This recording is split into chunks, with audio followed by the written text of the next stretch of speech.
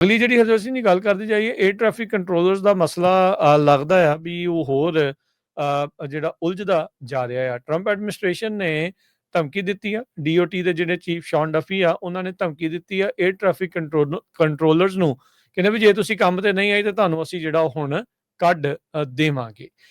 ਸੋ ਇਹ ਜਿਹੜੀ ਸਥਿਤੀ ਬਣੀ ਪਈ ਆ। ਸੋ ਗਵਰਨਮੈਂਟ ਸ਼ਟਡਾਊਨ ਦੇ ਦੌਰਾਨ ਜਿਹੜੇ 에ਅਰ ਟ੍ਰੈਫਿਕ ਕੰਟਰੋਲਰਸ ਆ, ਉਹਨਾਂ ਨੂੰ ਅਸੈਂਸ਼ੀਅਲ ਵਰਕਰਸ ਦੇ ਤੌਰ ਦੇ ਉੱਤੇ ਦੇਖਿਆ ਜਾਂਦਾ ਆ।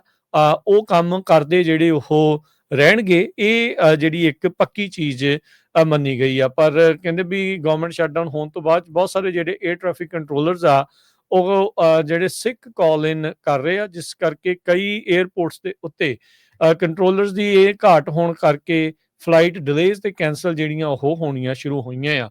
ਸੋ ਉਹਨਾਂ ਨੂੰ ਜਿਹੜਾ ਸਮਝਾ ਬੁਝਾ ਕੇ ਵਾਪਸ ਲਿਆਉਣ ਦੀ ਬਜਾਏ ਧਮਕੀ ਜਿਹੜੀ ਇਸ ਟਾਈਮ ਡੀਓਟੀ ਦੇ ਚੀਫ ਨੇ ਜਿਹੜੀ ਉਹ ਦੇ ਦਿੱਤੀ ਆ ਵੀ ਜੇ ਕੰਮ ਤੇ ਤੁਸੀਂ ਨਹੀਂ ਆਏ ਤਾਂ ਤੁਹਾਨੂੰ ਜਿਹੜਾ ਆ ਉਹ ਪੱਕਿਆਂ ਹੀ ਤੁਹਾਡੀ ਜੌਬ ਦੇ ਉੱਤੇ ਲੀਕ ਜਿਹੜੀ ਉਹ ਮਾਰ ਦਿੱਤੀ ਜਾਊਗੀ। ਸੋ ਕਹਿੰਦੇ ਵੀ ਇਹ ਥ੍ਰੈਟ ਉਸ ਟਾਈਮ ਦੇ ਉੱਤੇ ਆਇਆ ਜਦੋਂ ਹੁਣ ਫਲਾਈਟ ਡਿਲੇਜ਼ ਵੱਡੇ ਪੱਧਰ ਦੇ ਉੱਤੇ ਜਿਹੜੀਆਂ ਉਹ ਸਾਹਮਣੇ ਆ ਰਹੀਆਂ ਆ। ਕੰਟਰੋਲਰਸ ਆਪਣੇ ਮਨ ਦੇ ਵਿੱਚ ਸੋਚਦੇ ਹੋਣੇ ਵੀ ਭਾਈ ਜਦੋਂ ਤਨਖਾਹ ਹੀ ਨਹੀਂ ਮਿਲਣੀ ਤਾਂ ਉਹਦੇ ਵਿੱਚ ਸਾਨੂੰ ਫਾਇਦਾ ਕੀ। ਉਹ ਤੋਂ ਪ੍ਰਸ਼ਾਸਨ ਇਹ ਕਹਿ ਰਿਹਾ ਵੀ ਕੰਮ ਵੀ ਕਰੀ ਜਾਓ ਤੇ ਬਾਅਦ ਦੇ ਵਿੱਚ ਬੈਕ ਪੇ ਵੀ ਜਿਹੜੀ ਉਹ ਤੁਹਾਨੂੰ ਨਹੀਂ ਮਿਲਣੀ। ਸੋ ਉਹਦੇ ਕਰਕੇ ਕਈਆਂ ਦਾ ਮਨ ਹੋਰ ਜ਼ਿਆਦਾ ਹੋ ਗਿਆ ਹੋਣਾ ਆ ਵੀ ਚਲੋ ਛੱਡੋ ਪਰਾਂ, ਆਪਾਂ ਕਾਹਤੇ ਜਿਹੜਾ ਉਹ ਕੰਮ ਦੇ ਉੱਤੇ ਜਾਣਾ, ਤਾਂ ਹੀ ਸਿੱਖ ਕਾਲ ਇਨ ਜਿਹੜੇ ਆ ਉਹ ਕਰੀ ਜਾ ਰਹੇ ਹੈਗੇ ਆ। ਸੋ ਹੁਣ ਧਮਕੀ ਮਿਲੀ ਆ, ਸੋ ਦੇਖਦੇ ਆ ਵੀ ਇਸ ਦਾ ਅਸਰ ਕਿਸ ਤਰੀਕੇ ਦਾ ਇਹ ਟ੍ਰੈਫਿਕ ਕੰਟਰੋਲਰਸ ਦੇ ਉੱਤੇ ਹੁੰਦਾ ਆ। ਟਰੰਪ ਹੁਣਾਂ ਨੇ ਗਵਰਨਮੈਂਟ ਸ਼ਟਡਾਊਨ ਤੋਂ ਬਾਅਦ ਦੇ ਵਿੱਚ ਕਈ ਵਾਰੀ ਕਿਹਾ ਸੀਗਾ ਵੀ ਕਈ ਜੌਬਸ ਦੇ ਉੱਤੇ ਪੱਕੀ ਲੀਕ